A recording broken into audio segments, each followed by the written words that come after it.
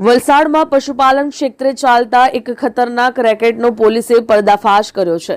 વધુ નફો કમાવવાની લાલચે પશુઓને આપવામાં આવતા અને માનવ સ્વાસ્થ્ય માટે હાનિકારક એવા પ્રતિબંધિત ઇન્જેક્શનનો મોટો જથ્થો પોલીસે ઝડપી પાડ્યો છે। વલસાડ રૂરલ પોલીસે પેટ્રોલિંગ દરમિયાન અતુલ ફર્સ્ટ ગેટ પાસેથી એક પરપ્રાંતીય શખ્સની ધરપકડ કરી છે, જે દમણમાં રહીને આ કાળા કારોબારનું જાળું ફેલાવી રહ્યો હતો। વલસાડ રૂરલ પોલીસની ટીમ જ્યારે મુંબઈ અમદાવાદ સર્વિસ રોડ પર અતુલ ફર્સ્ટ ગેટ પાસે રૂટીન પેટ્રોલિંગમાં હતી, ત્યારે તેમની નજર એક શંકાસ્પદ વ્યક્તિ પર પડી હતી। આ શખ્સ પોતાના હાથમાં એક મોટો મીણિયો થેલો લઈને ઊભો હતો, પરંતુ પોલીસની ગાડી જોતા જ તે ગભરાઈ ગયો હતો અને ભાગવાનો પ્રયાસ કર્યો હતો।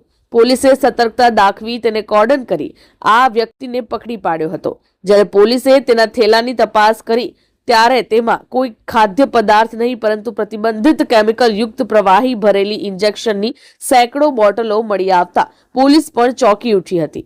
પોલીસના હાથે ઝડપાયેલા આ આરોપીની ઓળખ બદ્રીનારાયણ યાદવ તરીકે થઈ છે, જે મૂળ ઉત્તર પ્રદેશના ગાઝીપુર જિલ્લાનો વતની છે।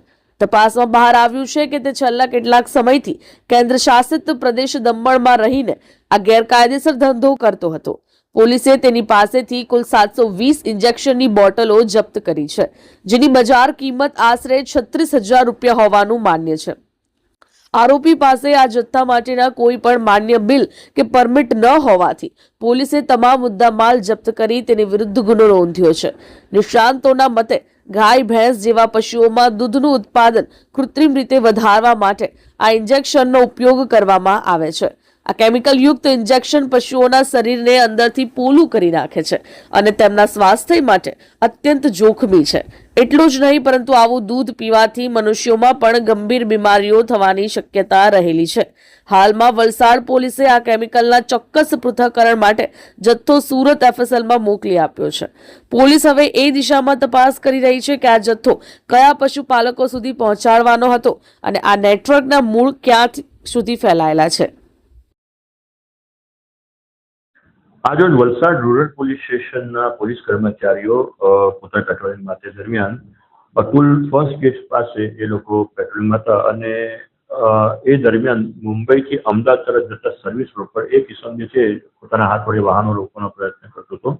એની જે મૂવમેન્ટ હતી એ થોડી શંકાસ્પદ જણાતા પોલીસે એને રોક્યો અને એની પાસે એક મીણિયો કોથળો હતો। એ મીણિયા કોથળામાં શું છે તેની બાબતે પૂછતા એના મીણિયા કોથળામાંથી જુદા જુદા બોક્સ નીકળ્યા અને એમાંથી કંઈક પ્રવાહી જેવું બોટલ્સ નીકળવામાં આવેલી, જે અનુસંધાને તે બાબતે કોઈ બિલ કે કોઈ જેની પાસે આધાર પુરાવા હોય તેની માંગણી કરતા તેની પાસે કોઈ બિલ પણ નહોતું કે કોઈ આધાર પુરાવા નહોતા। તેને ડિટેલમાં લઈને પૂછપરછ કરતા તેણે પોતે એવું જણાવ્યું કે આ જે બોટલ્સ જે છે એ બોટલનું જે પ્રવાહી છે એ ગાયો અને ભેંસોને મારવામાં આવે, ઇન્જેક્શન રૂપે આપવામાં આવે તો તે વધારે દૂધ આપે છે અને સારું પ્રોડક્શન દૂધનું મળે છે, તેથી આ દવા અમે વાપરીએ છીએ એવી હકીકત તેને જણાવેલી। આ સંદર્ભે જે ઈસમ જે છે શકમદ ઈસમ તેની પાસેથી લગભગ 720 જેટલી બાટલીઓ એલ્યુમિનિયમની સીલ કરેલી પોલીસે કબજે કરેલી છે, જેની કિંમત રૂપિયા 36,000 ગણવામાં આવેલી છે। તેને વધુ તપાસ માટે FSL સુરત ખાતે મોકલી આપવામાં આવેલ છે।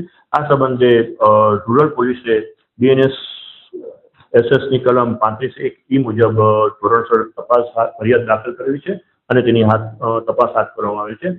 મુદ્દામાલ કોણે આપ્યો, ક્યાં વાપરવાનો છે, કોને મગાવ્યો છે અને આ સિવાય પણ અન્ય કોઈ વ્યક્તિ આમાં ઇન્વોલ્વ છે કે કેમ તે સંબંધે વિશેષ તપાસ પૂછપરછ બાદ જ જાણી શકાય તેમ છે।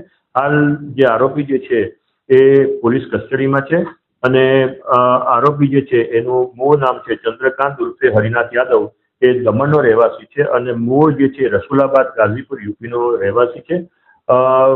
આપેલ બોટલ સંબંધે કોણે આપી છે, ક્યાંથી ક્યાં ટ્રાન્સપોર્ટ કરવાનો હતો, એનો શું બીજો ઉપયોગ કરવાનો હતો અથવા તો બીજા કોઈ વ્યક્તિ આની પાસેથી બોટલ મંગાવી હતી, ક્યાં કેરિયર છે કે આ પોતે જેમ યુઝ કરે છે તે બાબતે ઘનિષ્ઠ તપાસ થયા બાદ જ ચોક્કસ હકીકત જાણી શકાય તેમ છે। અમારી લાઈવ ન્યૂઝ 24 ચેનલને સબસ્ક્રાઇબ કરો, બેલ આઇકોન દબાવો જેથી આવનાર ન્યૂઝ અપડેટ્સની નોટિફિકેશન આપ સુધી સૌથી પહેલા પહોંચે।